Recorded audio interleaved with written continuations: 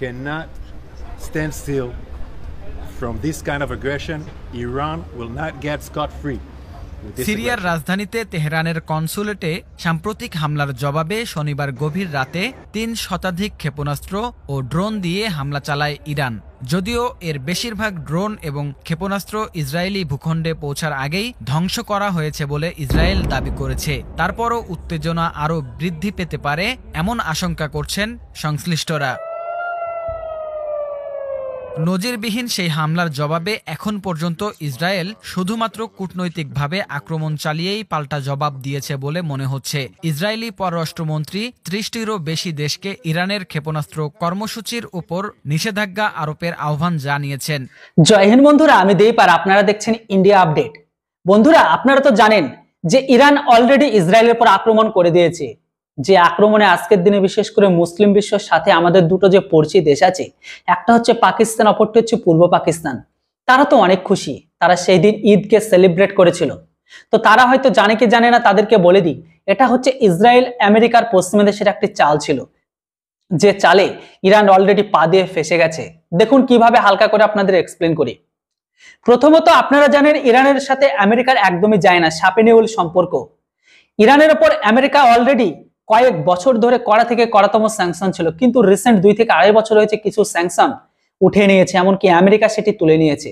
তারপরেই কিন্তু ইরান তাদের যে নিউক্লিয়ার প্রোগ্রামের কর্মসূচি ছিল, এমনকি মিসাইল যে ডেভেলপমেন্ট কাজকর্ম ছিল, সেই কাজকর্মগুলো দ্রুত গতির সাথে এগিয়ে যাচ্ছিল। কারণ একটাই, কারণ ইরান তার তেলগুলোকে বিদেশে এক্সপোর্ট করতে চাচ্ছিল। যে তেল এক্সপোর্ট করে মিনিমাম কম করে ইরান প্রতি বছর 7 থেকে 10 বিলিয়ন ডলারকে আয় করে।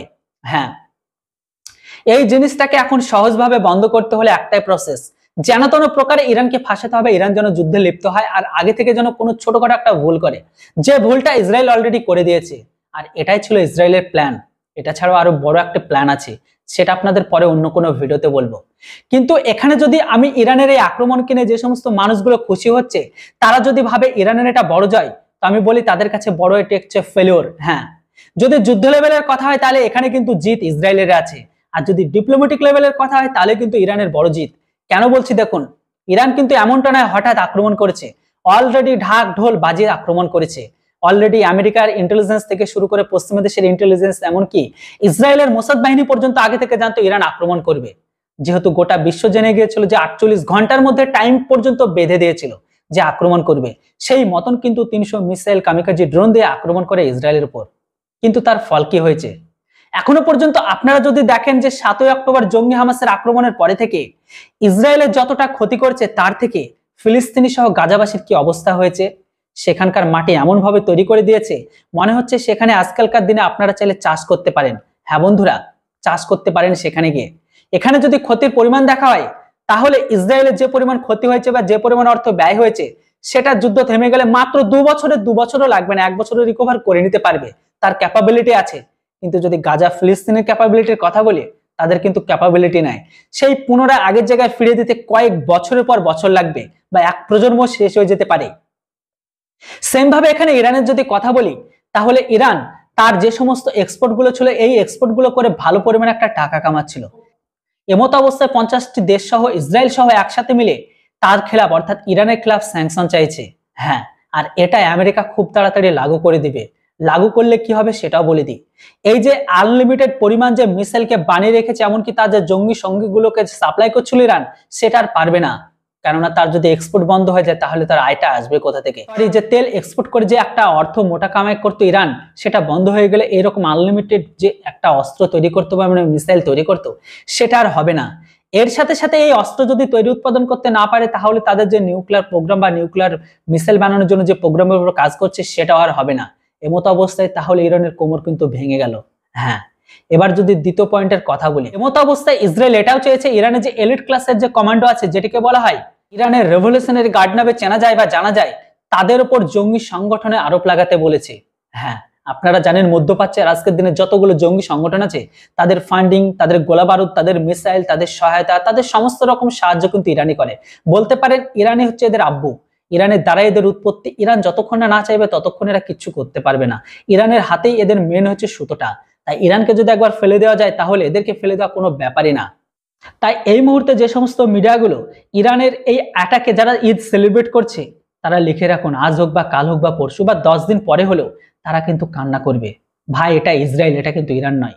সেজন্য একটা কথা মাথায় রাখুন যে আজকের দিনে বিশ্বের এতগুলো মুসলিম দেশ থেকেও তারা কিন্তু এতটা ডেভেলপ করতে পারেনি, কিন্তু একটা ছোট্ট দেশ হয়ে গোটা ইসলাম বিশ্বকে কাঁপিয়ে রেখে দিচ্ছে। ইরানের বিরুদ্ধে নতুন করে নিষেধাজ্ঞা আরোপের কথা ভাবছে যুক্তরাষ্ট্র ও ইউরোপীয় ইউনিয়ন। বুধবার এক প্রতিবেদনে এই তথ্য জানিয়েছে বিবিসি। প্রতিবেদনে বলা হয়েছে, যুক্তরাষ্ট্র এবং ইউরোপীয় ইউনিয়ন বলছে ইসরায়েলের উপর ইরানের হামলার পর তারা এখন ইরানের বিরুদ্ধে আরও নিষেধাজ্ঞা আরোপের দিকে নজর দিচ্ছে। I fully expect that we will take additional sanctions action against Iran in the coming days. মার্কিন অর্থমন্ত্রী জ্যানেট ইয়েলেন বলেছেন তিনি আগামী দিনগুলোতে এ বিষয়ে পদক্ষেপ নেবেন বলে আশা করছেন। অন্যদিকে ইউরোপীয় ইউনিয়নের পররাষ্ট্রনীতির প্রধান জোসেফ বোরেল বলছেন তার ব্লক এটি নিয়ে কাজ করছে। ইসরায়েল অবশ্য ইতোমধ্যেই তার মিত্রদের প্রতি তেহরানের ক্ষেপণাস্ত্র কর্মসূচির বিরুদ্ধে নিষেধাজ্ঞা আরোপের আহ্বান জানিয়েছে। মূলত ইরানের এই ক্ষেপণাস্ত্র কর্মসূচির উপর জাতিসংঘের নিষেধাজ্ঞার মেয়াদ গত বছরের অক্টোবরে শেষ হয়েছে। এমতাবস্থায় মঙ্গলবার বক্তৃতাকালে মার্কিন অর্থমন্ত্রী ইয়েলেন বলেছেন, নিষেধাজ্ঞার বিষয়ে আমি পুরোপুরি আশা করি আমরা আগামী কয়েকদিনের মধ্যে ইরানের বিরুদ্ধে অতিরিক্ত নিষেধাজ্ঞার ব্যবস্থা নেব। তিনি বলেন, আমরা আমাদের নিষেধাজ্ঞার বিষয়ে আগে থেকে বলি না, তবে ইরানের সন্ত্রাসী অর্থায়ন ব্যাহত করার সমস্ত বিকল্পই আমার রয়েছে। তিনি আরও বলেন, ইরানের তেল রপ্তানি এমন একটি সম্ভাব্য ক্ষেত্র যা আমরা টার্গেট করতে পারি। তার ভাষায় স্পষ্টতই ইরান এখনো কিছু পরিমাণ তেল রপ্তানি চালিয়ে যাচ্ছে। এ বিষয়ে আমরা হয়তো আরো কিছু করতে পারি। ইয়েলেন বলেন, ইরানকে বিচ্ছিন্ন করার জন্য যুক্তরাষ্ট্র ইতোমধ্যেই আর্থিকভাবে নিষেধাজ্ঞাগুলোকে ব্যবহার করছে। 5 শতাধিক ব্যক্তি এবং সংস্থাকে লক্ষ্য করে আরোপিত এই নিষেধাজ্ঞা প্রক্সি গোষ্ঠীগুলোকে অর্থায়ন করার এবং ইউক্রেনে রাশিয়ার যুদ্ধকে সমর্থন করার ক্ষমতাকে ব্যাহত করার কাজ করছে। ইরানের উপর বিদ্যমান মার্কিন নিষেধাজ্ঞা ইতোমধ্যে দেশটির সাথে প্রায় সমস্ত আমেরিকান বাণিজ্য নিষিদ্ধ করেছে। অন্যদিকে ইউরোপীয় ইউনিয়নের শীর্ষ কূটনীতিক জোসেফ বোরেল বলেছেন, কিছু সদস্য দেশ ইরানের বিরুদ্ধে নিষেধাজ্ঞা আরও বাড়ানোর জন্য বলেছে। এদিকে ইসরায়েলের পররাষ্ট্রমন্ত্রী সোশ্যাল মিডিয়া প্ল্যাটফর্ম এক্সে দেওয়া এক পোস্টে নিষেধাজ্ঞা আরোপের বিষয়টিকে ইতিবাচক মন্তব্য করে একে স্বাগত জানিয়েছেন। একবার ভাবুন, আজকের দিনে যদি গোটা ইসলামিক বিশ্বে সাপোজ একটি ইসলামিক বিশ্বে 10টা মুসলমান বাচ্চা জন্ম নেয় আর অপরদিকে যদি 10টা ইহুদির বাচ্চা জন্ম নেয়, 10টার মধ্যে 7টায় কেউ সায়েন্টিস্ট, কেউ আর্টিস্ট, কেউ বৈজ্ঞানিক, মানে বড় বড় একটা পদে তৈরি হবে। আর যদি এখানে যদি আমরা ইসলামিক বিশ্বে তৈরি হয়, তো তার মধ্যে দেখবেন কেউ মৌলবী হবে, কেউ মাদ্রাসা ছাপ হবে, কেউ টেররিস্ট হবে, কেউ ইসলামিক প্রচারক হবে, এরকম টাইপের। মানে ইসলাম আর যে ইহুদি, এই দুটোর মধ্যে পার্থক্য এটাই। মেন কারণ এখানে আরো অনেক কিছু, যাই হোক ধর্ম নামে কিছু বলতে চাই না। মেন কারণ আপনাদের এতটুকুই বোঝাতে চাইছি যে একই সাথে যদি 10টা মুসলমানের বাচ্চা হয় আর অপরদিকে যদি ইহুদির বাচ্চা হয়, তবে 10টা ইহুদির বাচ্চার মধ্যে 7টা থেকে 9টাই কিন্তু বিশ্ব শাসন করার মতন ক্ষমতা রাখে। তো অপরদিকে ওই সমস্ত ইসলামিক বাচ্চাগুলো কিন্তু তারা কখনো এরকম ক্যাপাবিলিটি তৈরি করতে পারে না। কেননা মেন হচ্ছে শিক্ষা। যেখানে শিক্ষার গলতি থাকে সেখানে সারা বছর গলতি থাকে। যাই হোক বন্ধুরা, আজকের দিনে যারা এই ঈদ সেলিব্রেট করছেন তাদের দিন কিন্তু খুব খারাপ আসছে। কেননা সবকিছু মায়া, মোহ আর আবেগ দিয়ে বিচার করলে হয় না। আপনাদের আবারও বলে দিই, এখানে যারা ঈদ সেলিব্রেট করছেন, যারা খুশি হয়েছেন, ইরান কিন্তু কোনো মুসলিম ভাইয়ের জন্য বা ফিলিস্তিনি বা গাজাবাসীর হয়ে কিন্তু অ্যাটাক করেনি। এই অ্যাটাকটি করছে শুধুমাত্র ইরান তার নিজের প্রেস্টিজকে বাঁচানোর জন্য। কেননা ইরান এতদিন ধরে বড় বড় বলে দিয়ে এসছে।